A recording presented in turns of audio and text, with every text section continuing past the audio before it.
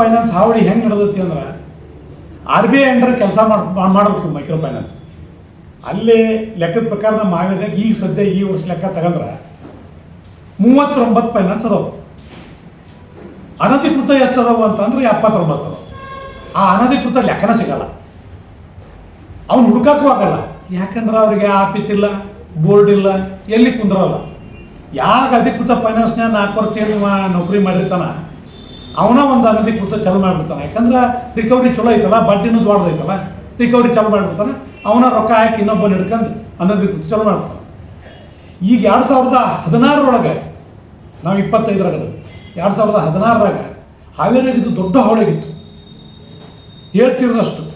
ನಾವು micro finance ಅಂದ್ರೆ ನಮಗೆ ಅಷ್ಟು ಗೊತ್ತಿದ್ದಿಲ್ಲ ಅವಾಗ. ಆದರೂ ಭಾಳಷ್ಟು ಹೆಣ್ಮಕ್ಳು ರೈತ ಸಂಘಟನೆ ಹತ್ರ ಬಂದರು. ನಾವು ಅವರು ಪಾಸ್ಬುಕ್ ಇರ್ತಾವಲ್ಲ ಅವ್ನು ಇಸ್ಕೊಂಡು ಎಲ್ಲ ನೋಡಿ ಲೆಕ್ಕ ಮಾಡಿದ್ವಿ ಎಷ್ಟು ಪರ್ಸೆಂಟ್ ತಗೊಂಡಾರ ಅಂತ.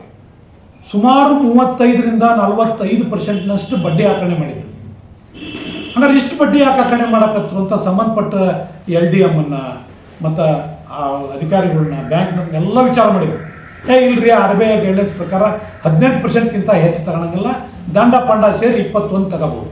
ಹಾಗಾದ್ರೆ ಇವ್ರು 35ರಿಂದ 46 ತಗೊಂತಾರಲ್ಲ, ಇವ್ರು ಯಾರು ಅಂದರೆ ಯಾರಿಗೂ ಪರಿಚಯ ಇಲ್ಲ. ಆದ್ರೆ ದಿನ ಮುಂಜಾನೆ ಹೆಣ್ಮಕ್ಳಿಗೆ ವಸೂಲಿ ತಪ್ಪಾಗಲ್ಲ, ರಾತ್ರಿನೂ ತಪ್ಪಲ್ಲ, ದಿನ ಬೆನ್ನತ್ತಿ ವಸೂಲಿ ಮಾಡೋರು. ಅವ್ರು ರೋಸ್ ಎದ್ದು ಹೋಗಿದ್ರು ಹೆಣ್ಮಕ್ಳು. ನಮ್ಮ ಹತ್ರ ಬಂದದಕ್ಕೆ ನಾವು ಸಂಬಂಧಪಟ್ಟ ಜಿಲ್ಲಾಧಿಕಾರಿ, ಅವತ್ತಿನ ಜಿಲ್ಲಾಧಿಕಾರಿ SP ಮನವಿ ಮಾಡಿದ್ವಿ, ಹೀಗೆಲ್ಲ ಆಗತೈತಿ, ಇವ್ರು ಮೀಟಿಂಗ್ ಕರೀರಿ. AC ಆಫೀಸ್ನಾಗ ACR ಅಧ್ಯಕ್ಷತೆ SP ಅವ್ರು ಇಟ್ಕೊಂಡು ಮೈಕ್ರೋ ಫೈನಾನ್ಸ್ ಯಾರು ಸಾಲ ತಗೊಂಡ್ರಲ್ಲ ಅವ್ರನ್ನ ಕೊಟ್ಟವ್ರನ್ನ ಕೂಡ ಕರೆದು ವಿಚಾರಣೆ ಮಾಡಿದಾಗ ಫೈನಾನ್ಸ್ನವ್ರು ಹೇಳಿದರು, ನಾವು ವಸೂಲಿ ಮಾಡಿಲ್ಲ, ನಾವು ಹಿಂಗೆ ಅದವಿ ಅಂತ ಹೇಳಿದರು. ಆದರೆ ಇಲ್ಲಿ ಹೆಣ್ಮಕ್ಳ ಹತ್ರ ಅದಿರಲಿಲ್ಲ, ಬೇರೆನೇ ಇತ್ತು. ಮತ್ತು ಇವ್ಯಾರು ಅಂತ ಕೇಳಿದ್ರೆ ನಮ್ಮ ಯಾರು ಅಲ್ಲ ಫೈನಾನ್ಸ್ ಅಂದರು. ಹಂಗಾರೆ ಯಾರು ಫೈನಾನ್ಸು? ಇವ್ರ ಆಫೀಸಲ್ಲಿ ಐತಿ, ಇವ್ರ ಆಫೀಸಲ್ಲ, ಇವ್ರ ಮನೆಗೆ ಹೋಗಿ ಸಾಲ ಕೊಟ್ಟರು, ಮನೆಗೆ ಹೋಗಿ ವಸೂಲಿ ಮಾಡ್ರು. ಮತ್ತು ಇನ್ನು ಇವ್ರು ಹುಡುಕ್ಬೇಕು ಹೆಂಗೆ ಅಂತೇಳಿ ಅವತ್ತಿನ ತೀರ್ಮಾನ ತಗೊಂಡಿವಿ ನಾವೆಲ್ಲರೂ. ನಾವು ಹೇಳಿದ್ವಿ ಅವ್ರಿಗೆ, ಹೆಣ್ಮಕ್ಳಿಗೆ ನೀವೇನು ಧೈರ್ಯ ಕೆಡಬಾರ್ರಿ, ನಾವು ಅದೇ ರೈತ ಸಂಘರು, ಇವ್ರು ಯಾರು ಅದಾರಲ್ಲ ಇವ್ರಿಗೆ ಗೊತ್ತಿಡೋದು ಭಾಳ ಅಗರ ಐತಿ. ನಾಳೆ ನಿಮ್ಮ ಮನೆಗೆ ವಸೂಲಿ ಬರ್ತಾನಲ್ಲ ಅವ್ನು ಇಟ್ಕರ್ರಿ, ಏನರ ಮಾಡಿ ಅವ್ನ ಮನ್ಯಾಗ ಕುಂದ್ರಿಸಿ ನೀವು ಹೊರಗೆ ಬಂದು ಕದ ಹಾಕಿ ಹತ್ತಿರ ಪೊಲೀಸ್ ಸ್ಟೇಷನ್ಗೆ ಮತ್ತು ನಮ್ಮ ರೈತ ಸಂಘಕ್ಕೆ ಫೋನ್ ಮಾಡಿ ನಾವು ಬಂದು ವಿಚಾರ ಮಾಡ್ತೇವೆ ಅವ್ನು ಯಾರ್ದು ಸಾಲ, ಅವ್ನು ಹೆಂಗೆ ಕೊಟ್ಟ, ಅವ್ನು ಅಧಿಕೃತ ಐತೆ ಇಲ್ಲ ಅಂತೇಳಿ. ಇದು ಒಮ್ಮೆ ಆಂದೋಲನ ಆಗಲಿ ಅಂತ ಅವತ್ತೆಲ್ಲ ಹೆಣ್ಮಕ್ಳಿಗೆ ಹೇಳಿದ್ವಿ. ಭಾಳ ಜನ ಸಾಲ ತಗೊಂಡಿದ್ರು. ಈ ಸುದ್ದಿ ಎಲ್ಲರಿಗೂ ಗೊತ್ತಾಯ್ತು, ಅವ್ರಿಗೆ ಗೊತ್ತಾಯ್ತು ಯಾರು ಸಾಲ ಕೊಟ್ಟರಿಗೆ. ಅವ್ರು ಯಾರು ಇವ್ರ ಮನೆಗೆ ವಸೂಲಿಗೆ ಹೋಗಲಿಲ್ಲ, ತಾನೇ ಬಂದಾಗವು.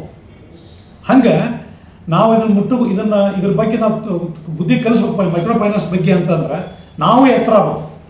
ಇಂಥ ಅನಧಿಕೃತ ಫೈನಾನ್ಸ್ಗಳು ಹುಟ್ಟಿದ್ರಿದ್ದನ ಹೆಚ್ಚಿನ ಸಾಲ ಕೊಟ್ಟು ಹೆಚ್ಚಿನ ಬಡ್ಡಿ ವಸೂಲಿ ಮಾಡೋಕೆ ಹಂಗೆ ಮಾಡ್ರ. ಇದಕ್ಕೆ ಕಡಿವಾಣ ಹಾಕ್ಬೇಕು. ನಿಜವಾಗ್ಲೂ ದುಡ್ಡು ನಮ್ಮ ಅವಶ್ಯಕತೆ ಇದ್ರ ತಗೊಂತೀವಿ, ನಾವು ತುಂಬಬೇಕು. ಅದ್ರ ಬಗ್ಗೆ ನಾವು ಮಾತಾಡೋಲ್ಲ, ತುಂಬದ. ಆದರೆ ದಂಡನ, ಅದು ಹೆಚ್ಚಿನ ಬಡ್ಡಿನ, ಮೀಟ್ರ್ ಬಡ್ಡಿನ ಕೊಟ್ಟು ನಮ್ಮ ರೈತರು ಹಾಳಾಗಕತ್ತಾರ, ಊರು ಬಿಡಾಕತ್ತಾರ, ಆತ್ಮಹತ್ಯೆ ಆಗತ್ತೆ.